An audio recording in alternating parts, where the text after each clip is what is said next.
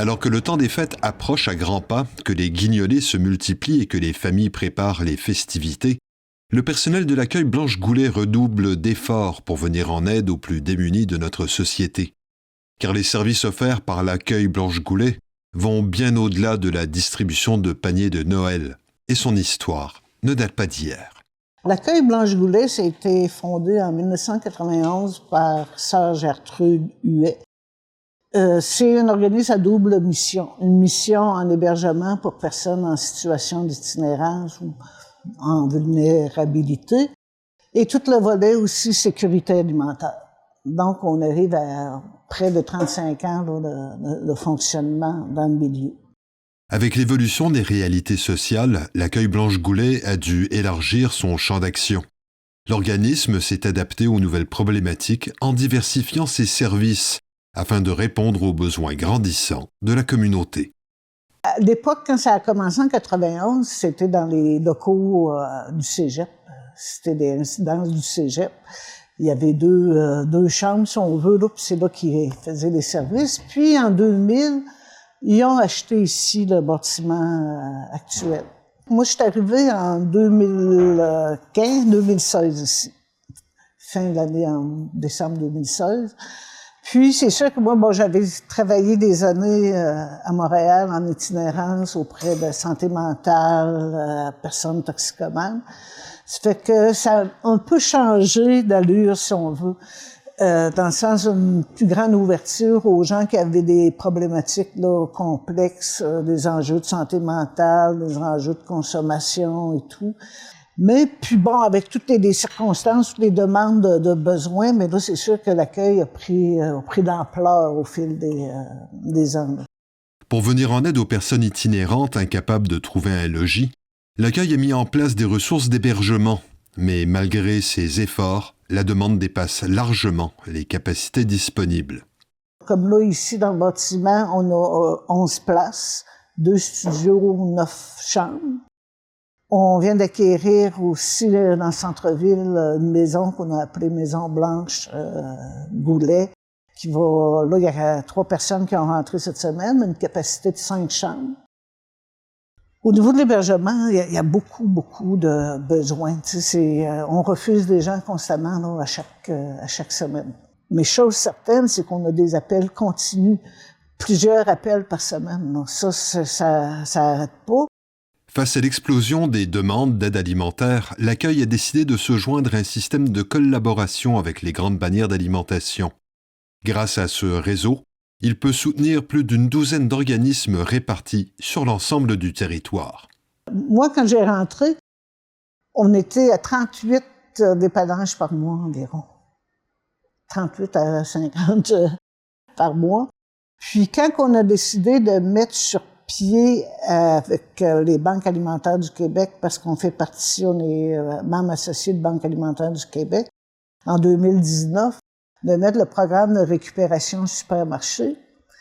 On faisait avant un peu, on allait chez IGA, puis c'était pas organisé. Tandis que là, on a travaillé vraiment avec le développement social aussi, qu'on a eu de l'aide pour acheter la fourgonnette. Puis tous les jours, on va du lundi au vendredi, on fait les 3 supermarchés, Super C, IGA et Maxi. L'an passé, on a récupéré 135 000 livres là, de denrées. Ça fait que ça demande des gens, hein, ça demande puis des bénévoles pour aller forcer sur les bras, c'est pas nécessairement facile. Facile à avoir. Mais bon, là, la récupération rentre, il y a un tri qui se fait. Ensuite, c'est distribué pour le dépannage alimentaire qui se fait ici. Et on redistribue dans une douzaine d'organismes, dont la pédiatrie sociale à Rivière-au-Nord, pédiatrie sociale à Gaspé, maison de la famille, maison de quartier, le centre d'action bénévole au banc, pas le Auban, mais au bois, à Murdoch, maison de quartier, je l'ai dit, la maison des jeunes, en tout cas 12 à 13 organismes.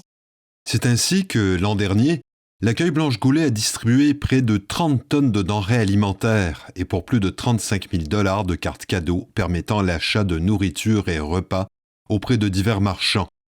Quant à la clientèle, celle-ci est variée et une part importante de l'aide est souvent distribuée directement auprès des enfants. C'est sûr que dans la majorité, autour de 60-65%, c'est des personnes seules. On sait que ça coûte plus cher quand une personne vit seule. C'est autant hommes que femmes. Des gens qui ont des maladies physiques, des maladies mentales, des gens qui travaillent mais qui n'arrivent pas à joindre les deux bouts à la fin du mois. Des enfants aussi, parce qu'on a des familles, des mères monoparentales. Au niveau des ménages, l'année passée, rien que pour ici à l'accueil, c'est 350 ménages qu'on a pour un total là, de 588 personnes. Là. Puis là-dessus, il y avait 152 enfants. Ça fait que les enfants, on les oublie là-dedans, là, mais les enfants ont faim aussi au travers ça. Nous, on va aussi distribuer des collations de fruits et légumes à l'école 80 à Rivière-au-Nord, qui permet, là, il y a autour, ça varie entre 100 et 125 enfants. Cependant, même si l'accueil estime être capable de répondre aux besoins immédiats, celui-ci a dû faire des sacrifices parfois déchirants en raison de manque de financement ou de main-d'œuvre. On a déjà fermé, là, arrêté de contribuer pour la popote roulante. On faisait des repas pour la popote roulante, puis on n'était plus capable de supporter avec toute l'augmentation des demandes. On a arrêté. Là, cette année, c'est la guignolée, parce que la guignolée aussi, ça nous a emmené des frais. Après ça, c'est quoi? Là, on fait encore des repas congelés, on fait la collation, on fait des panaches, mais s'il n'y a pas de financement, à un moment donné, on ne peut pas non plus aller au-delà là, de nos forces. Là. Puis je rappelle quand même, c'est les besoins de base de l'humain, là, de manger et de se loger. Là. À cela s'ajoute un manque d'espace. L'équipe, dont les responsabilités ne cessent de croître, se retrouve désormais limitée dans ses locaux. On manque de place, parce que là, quand tu rentres une vingtaine de places, c'est quand même pas grand. En bas, il faut que tu fasses le tri, le ménage et tout. Fait que tu peux pas recevoir les gens le matin. Tu sais, c'est rare, il faut qu'on fasse notre récupération, le tri qu'on replace pour pouvoir accueillir des personnes. Fait que ça, c'est pour ça qu'on a beaucoup d'aide aussi des autres organismes, là, maisons de famille, parce que si eux, ils reçoivent des denrées, ils reçoivent des cartes, ça fait que ça vient alléger là, nos tâches. Mais si on devrait recevoir toutes ces personnes-là, non, là, on n'a pas, les locaux sont pas adéquats pour ça, puis on n'a pas assez de personnel non plus. Là. Pour l'avenir, Pauline Curado exprime ses inquiétudes face au contexte socio-économique et aux décisions gouvernementales qui pourraient fragiliser davantage la mission de l'accueil. Quand on regarde un peu pour tout le monde, c'est sombre. C'est sombre quand il y a eu un autre rapport qui est sorti là, ce matin où on dit bon le prix de la viande va monter encore jusqu'à 2027. Ça fait que là, c'est rien pour aider les gens. Il y a toute la situation ici qu'on connaît, là, la fermeture d'épiceries. S'il y a des déserts alimentaires, si on est dans le coin d'Ansalvador, il faut qu'on descende, il reste une épicerie à Rivière-au-Nord. Tout le coin dans la Forillon, ça fait tout ça, c'est des problématiques, c'est complexe. Je pense pas que ça va se régler comme ça. On travaille dans l'urgence, c'est ça qui est un peu plate, là. Dans le fond, c'est comme, ça prendrait des politiques et le financement pour voir, en dehors de répondre à l'urgence alimentaire comme telle, là. Tu sais, je jouais sur la pauvreté, les inégalités sociales, c'est ça, mais on comprend que ça, c'est pas des virements qui se font de même. Surtout pas, là, avec qu'est-ce qu'on vit ces dernières semaines, ces derniers mois, là, ce que le gouvernement coupe partout, là. Tu sais, si je vous prends que cette semaine, nous, on recevait des peu de subventions pour les services correctionnels quand les gens sortent de prison. Mais là, tout ça, ça a été coupé. C'est comme, ils ont même pas honoré le contrat, là, jusqu'au 1er mars, là. Tout est coupé, puis là, ben, on n'a plus rien là-dessus. Ça fait que c'est dur de dire, bon, on aimerait bien sortir de l'urgence, puis il faut qu'il y ait du travail qui se fait à d'autres échelles, puis Mais quand tout est coupé, c'est dur de penser « Ah ben oui, ça va aller mieux ». Malgré les difficultés, elle et son équipe continuent de travailler avec fierté pour venir en aide aux plus vulnérables. Ça prend des gens de cœur, des gens que si on serait découragé, on ne travaillera pas là-dedans. Là. Mais il faut continuer de travailler puis dire, bon, au moins, au jour le jour, on est là. C'est quand même des besoins de base qu'on répond. Là. C'est hébergement, alimentation. C'est deux... Pour poursuivre son travail, l'accueil Blanche Goulet a besoin de soutien financier. Comme le rappelle sa directrice, l'argent demeure le nerf de la guerre. Pour nous aider, c'est bête à dire, mais c'est de l'argent. C'est de l'argent parce qu'on n'est pas financé pour notre volet sécurité alimentaire. C'est comme si c'est une double mission, volet sécurité alimentaire. On a environ 40 000 $ par année. Pas plus que ça, du 6.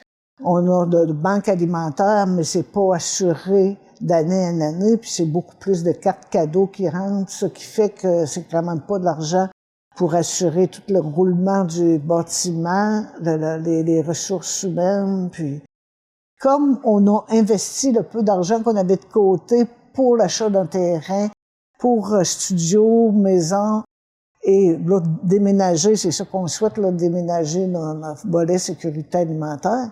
Mais avant d'aller d'avant avec ce projet-là, ça nous prend de l'argent.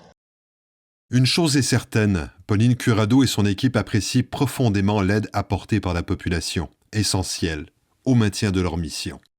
Ça fait que j'appelle la population à continuer à nous supporter, puis on le voit là quand même, les gens apprécient qu'est-ce qu'on fait. Si on regarde tous les commentaires qu'on a eus sur Facebook pour l'ouverture de la maison, les gens sont derrière nous, on le sent beaucoup, puis ça, ben ça fait chaud au cœur, puis on continue de penser que les gens sont là pour nous supporter.